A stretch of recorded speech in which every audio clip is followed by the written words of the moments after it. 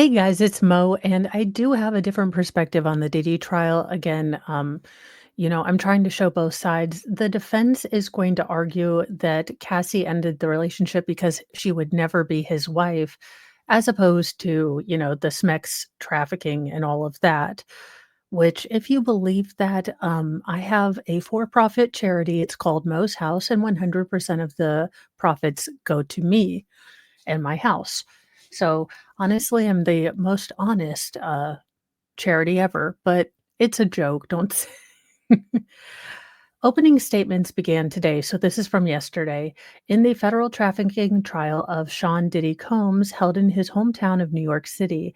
As both defense and prosecution set the tone for their arguments, jurors and members of Diddy's family and supporters and the media in attendance were presented with surprising new revelations, along with some key facts in the case.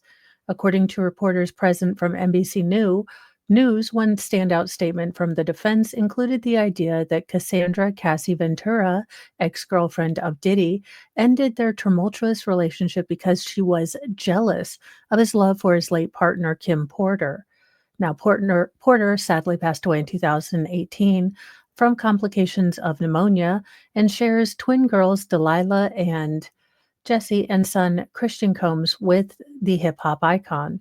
Now, Cassie, on the other hand, dated Diddy from 2007 to 2018 and supported him through his grieving process with Porter.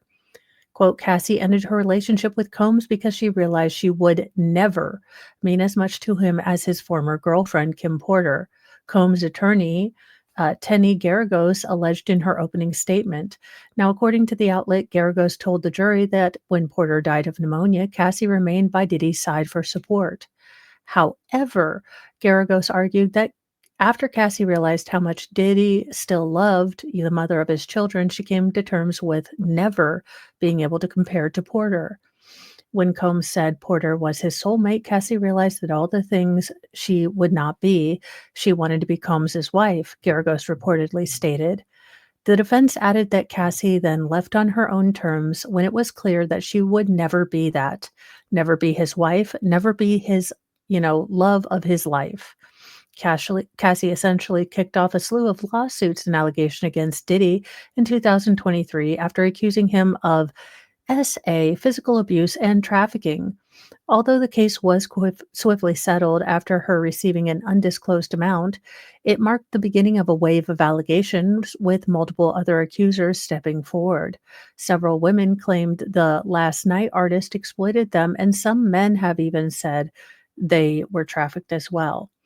Now, the situation escalated further when surveillance footage from 2016 surfaced, showing Diddy violently attacking Cassie in a hallway.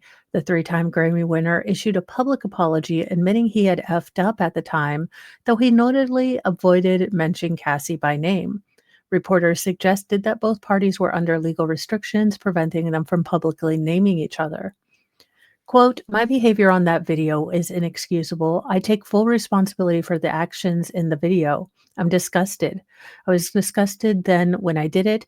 I'm disgusted now, he said at that time in the since deleted video. I went and I sought out professional help and I had to go into therapy. We're going to rehab. I had to ask God for his mercy and grace. I'm so sorry, but I'm committed to being a better man each and every day. I'm not asking for forgiveness. I'm truly sorry. Since then, the incarcerated Diddy and his legal team have challenged the authenticity of the infamous surveillance footage so much that they've taken it a step further, seeking to block the video from being shown during his trial. In a motion filed in April, Combs's attorneys asked a federal judge to exclude the controversial clip.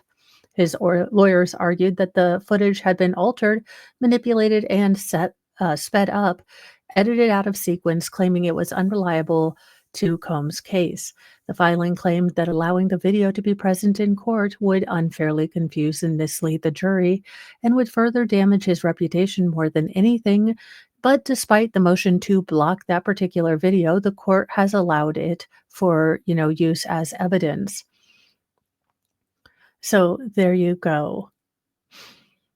And let me see if there is anything new on the New York Post. All right. Well, let's get Cassie is in, court. Now, I will tell you that I believe she is very, very pregnant, heavily pregnant.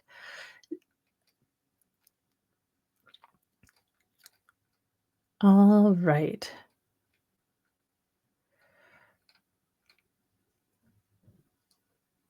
So the latest is Diddy controlled Cassie's appearance in the freak-offs. I had to look a certain way. Cassie told jurors that Sean Diddy Combs controlled even the smallest details of her appearance because I had to look a certain way for freak-offs. For example, her nails needed to be painted white or French tip. She needed to be tanned, she testified. And in general, the Bad Boys record founder constantly commented on her look and tried to curate how she appeared. He would say anything from, "I look too Mexican with my hair like that. I need to have my nails done a certain way." Appearance is very important to him. My appearance. Combs would tell her to work out and keep her body in shape, and they even discussed getting her boobs. Let's see. How is Cassie handling her star turn in court? Cassie breathed in deeply several times as if mustering up her strength to keep composure while testifying. A star court turn that has kept the jury riveted. When she first entered the room, Diddy whipped around in his chair to look at her. She stared straight ahead. There has not appeared to be any eye contact between the pair so far, including when Cassie wept and dabbed her eyes. Let me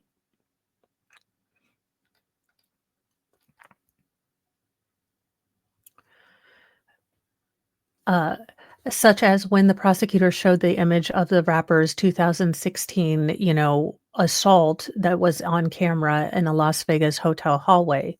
She started crying again when a photo was shown of her in her younger days with one-time best friend and model Carrie Morgan. Diddy didn't have any noticeable reaction to his former gal pal's testimony against him, only taking notes and passing them to his lawyers. So again, the bravery to stand up and speak your truth to power is interesting. I do hope that, the state has enough to take him down if he is actually guilty of all the things he did. Remember, he is still considered innocent. So, we try to keep that in mind. That's why I gave you some of what the defense said. And I will try to keep you guys updated on this. So thank you so much for hanging out with me. If you have anything to say, put it in the comments. Even an emoji or just "hi, I was here" for the algorithms, that kind of thing. I love having you here with me, and I will talk at you later. But remember, be kind to yourself, be kind to others, but have a sassy mouth and carry a can of bitch fire because kindness doesn't equal doormat. Bye, you guys.